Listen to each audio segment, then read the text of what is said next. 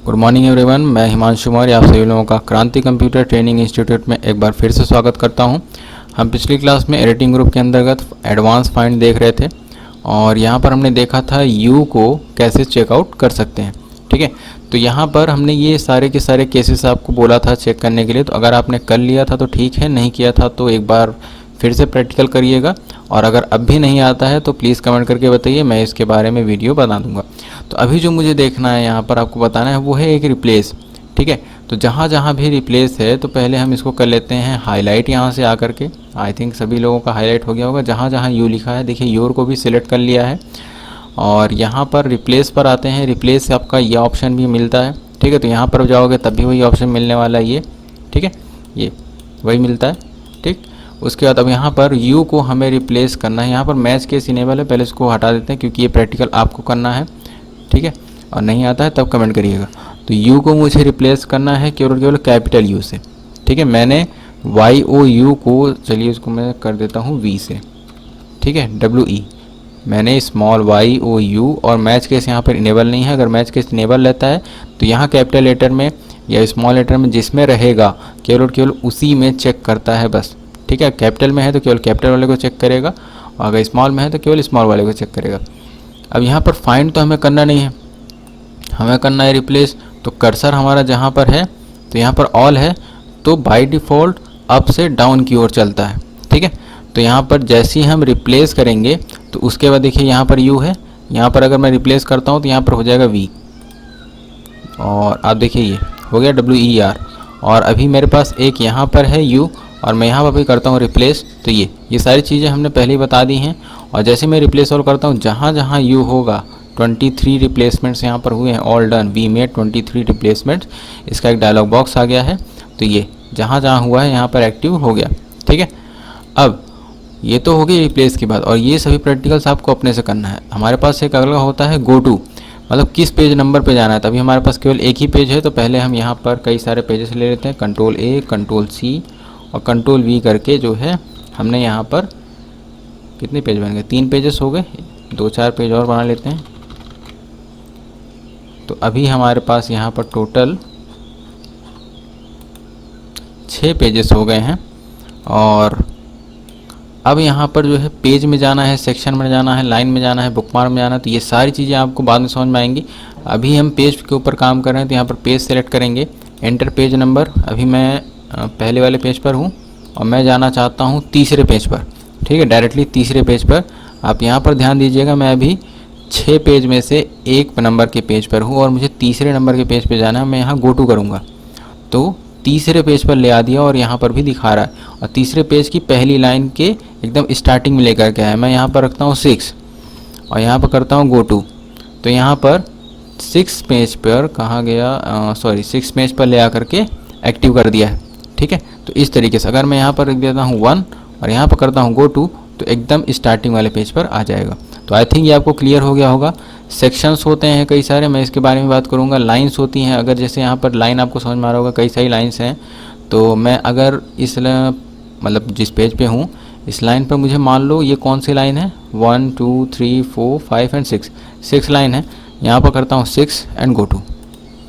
तो यहाँ पर 6वीं लाइन अच्छा एक्टिव हो गई है, ये रही। अच्छा 1 2 3 4 5 और 6, तो ये रही 6वीं लाइन। अगर मैं यहाँ पर करता हूँ 12 और यहाँ पर करता हूँ गो टू और अभी ये हाईलाइट नहीं है तो दिख नहीं रहा, तो यहाँ पर करते हैं क्लिक तो हमारा ये रहा 12वीं लाइन। ठीक है, तो इस तरीके से हम अपना काम कर सकते हैं गो टू के अंदर। ठीक है, बुकमार्क मैं बताऊंगा जब सारी चीज़ें, कमेंट बताऊंगा, फुटनोट बताऊंगा। तो यहाँ से वो गो टू कमांड यूज़ किया जाता है इन सभी ऑप्शंस पे डायरेक्टली पहुँचने के लिए। ठीक है, प्रीवियस पे जाना है तो प्रीवियस पे क्लिक करो। ठीक है, चले जाओगे, बट ये कमेंट्स के लिए इस सेक्शन में ये सारी चीज़ें यहाँ पर पेज में प्रीवियस पेज पर जाना है या नेक्स्ट पेज पर जाना है तो यहाँ पर एक एक करके भी जा सकते हो या फिर यहाँ पर डायरेक्ट डाल करके भी जा सकते हो। तो ये सारी चीज़ें हो गई हमारी एडिटिंग ग्रुप के अंदर। अब जो यहाँ पर रिवीजन का हमारा टाइम आता है वो आता है ये, तो एक शॉर्ट टर्म में मैं आपको बता देना चाहता हूँ कि इसमें सारी चीज़ें प्रैक्टिकल में कुछ भी ऐसा नहीं था जिसमें आपको रिवीजन की ज़रूरत पड़े। बट हाँ, मैं रिवीजन के लिए आपको इतना बताना चाहूँगा कि क्लिपबोर्ड का जितना भी काम होता है ना वो जैसे मान लो ये एक वाइट बोर्ड है, इसमें हम किसी भी तरीके की कॉपी करते हैं, पेस्ट करते हैं, कट करते हैं, फॉर्मेटिंग को कॉपी करते हैं, फॉर्मेटिंग को पेस्ट करते हैं कई जगहों पर, तो उस रिलेटेड से क्लिप बोर्ड का यूज़ किया जाता है।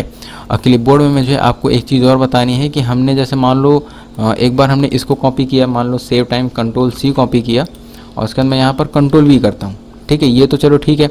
अब उसके बाद मैंने एक दूसरा कॉपी किया Ctrl+C और उसके बाद मुझे यही फिर से पेस्ट करना, अब ये तो चलो हो गया, अब मुझे फिर से यही पेस्ट करने की ज़रूरत पड़ रही है, तो फिर से मुझे कॉपी करना पड़ेगा, फिर से पेस्ट करना पड़ेगा। तो ये सारी प्रॉब्लम्स मुझे ना फेस करनी पड़े, तो इस सिचुएशन से बचने के लिए हमारे पास एक यहाँ पर ऑप्शन होता है, यहीं पर आप यहाँ पर क्लिक करोगे और जितनी भी चीज़ें आपने यहाँ पर कॉपी या पेस्ट की होंगी यहाँ पर नंबर्स उसके आते रहते हैं, ठीक है। यहाँ पर आप देखो ऑप्शंस में आओगे, show office and office clipboard,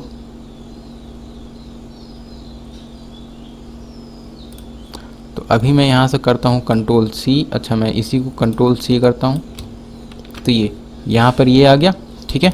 और उसके बाद मैं अभी इसको Ctrl+C करता हूँ, तो यहाँ पर लिस्टिंग उसकी आती जा रही है, ठीक है। मैं इसको Ctrl+C करता हूँ।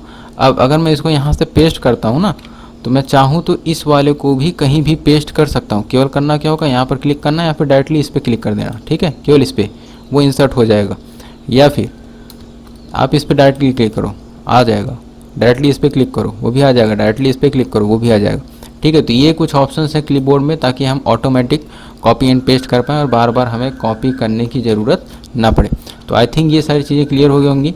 फ़ॉन्ट में भी कुछ ऑप्शंस ऐसे थे, आप यहाँ पर क्लिक करोगे, ठीक है, आपके सामने फ़ॉन्ट का डायलॉग बॉक्स खुल करके आएगा। यहाँ पर कई सारी चीज़ें मिलती हैं, इन सभी का प्रैक्टिकल आपको करना है, ठीक है। और आपके लिए टास्क ये है कि जो एडवांस ग्रुप के अंदर है ये सारी चीज़ों का प्रैक्टिकल आपको करना है और कमेंट करके बताना है कि आपने इसका प्रैक्टिकल कैसे किया है।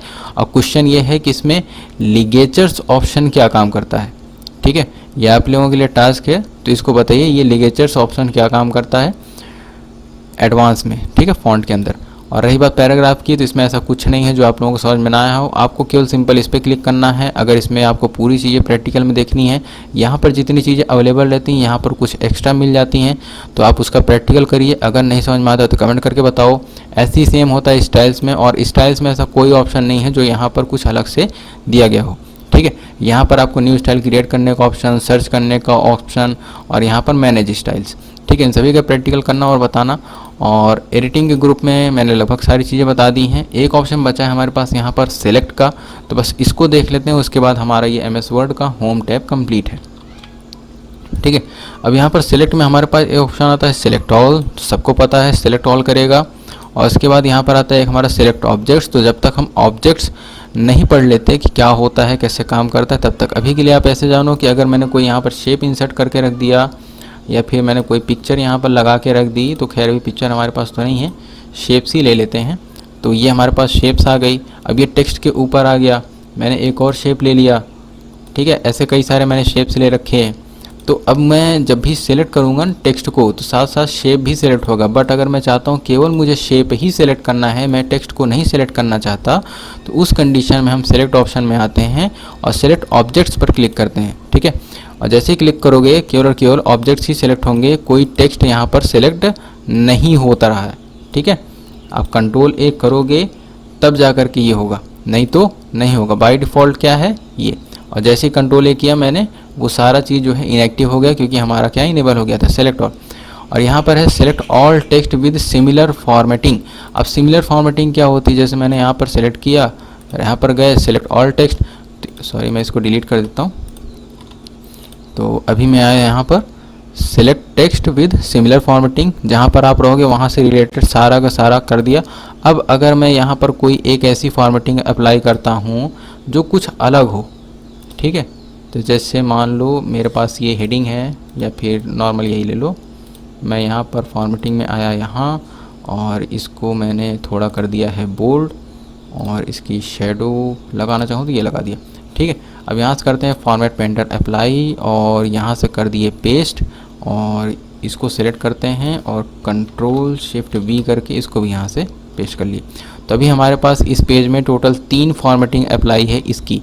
तो मैंने यहाँ पर कर्सर रखा सेलेक्ट में गया, select text with similar formatting, तो आप देख सकते हो यहाँ पर ये तीनों सेलेक्ट हो गए हैं। अगर आपको ऐसे नहीं समझ में आ रहा तो मैं यहाँ से इसको थोड़ा चेंज कर देता हूँ कलर, ये ठीक है। और मैं टेक्स्ट को यहाँ पर रखता हूँ, अपने कर्सर को सेलेक्ट में आया, select text with similar formatting, तो यहाँ पर ये सारी चीज़ें इनेबल हो गई हैं।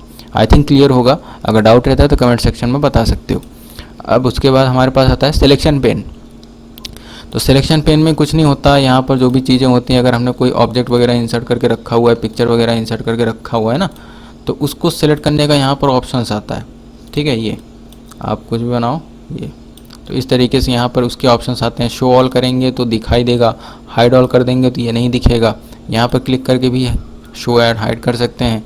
अभी ये क्या है, अभी मैं इसका अगर देखो ये इसके नीचे जा रहा है, मैं इसका थोड़ा कलर चेंज कर देता हूँ तब आपको क्लियर समझ में। ये इसके नीचे का शेप है, तो ये नीचे है तो नीचे दिखाई दे रहा है, मैं इसको ऊपर करता हूँ तो ऊपर दिखाई देगा, ठीक है। ये सारी सिंपल सी चीज़ें हैं।